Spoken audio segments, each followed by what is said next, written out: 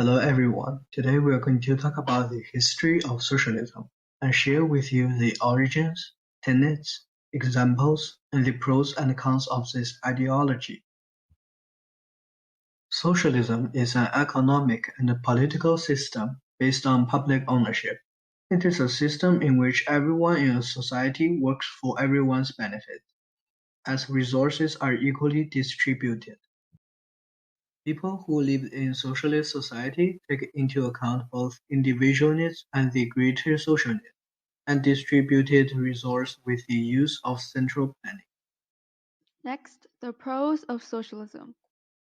There are a number of benefits of socialism, especially for people in the middle or lower class. Through socialism, workers are no longer exploited since there are minimum wages that guarantee a certain income level. There is a redistribution of wealth and income, which results in a smaller gap between the poor and the rich. Most importantly, money is always used where it is the most urgently needed. Cons of socialism. First, history has shown that socialist regimes often fail. Examples include the National Socialism of Nazi Germany and the Maoist of Communism China. Second, if one is rich, they might fall into the disadvantage because there are higher taxes for them in order to close the gap between the poor and the rich. This system may work if the government represents what the citizens want, but history has shown that leaders often abuse their position to claim more power for themselves. The origins of socialism. The origins of this ideology go back as far as 360 BC, when the Athenian philosopher Plato portrayed a collective society in a Socratic dialogue titled The Republic. The Republic regards justice and the characteristics of an equitable city-state and its people. Modern socialism emerged as a response to the capitalist system and the growth of individualism in Western European capitalist economies. During the late 18th century, the invention of the steam engine led to the Industrial Revolution, which resulted in economic growth, at first in Great Britain, then to the whole world. Factory owners became wealthy, while many lived in poverty, which created social inequality. Due to this, socialism was formed.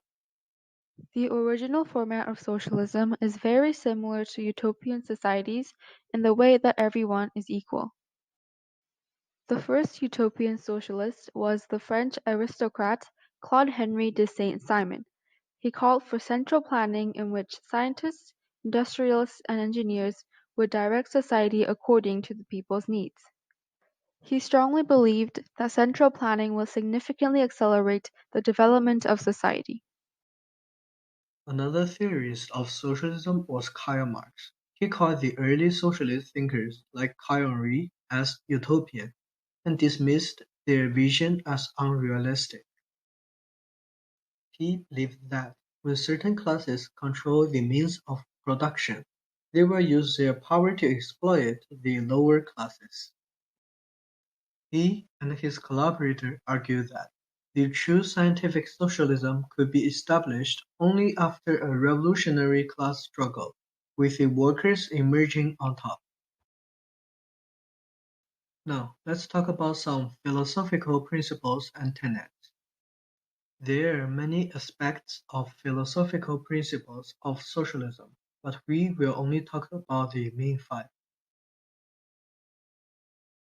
Socialists believe that cooperativeness is a basic nature that man possesses and that it hasn't emerged fully because capitalism has forced people to be competitive. Planning is a core concept of socialism, as this ideology cannot exist without it. Socialists believe that every systematic improvement needs a plan, whether it be production or cultural conditions. In a socialist society, most forms of property are owned by the state.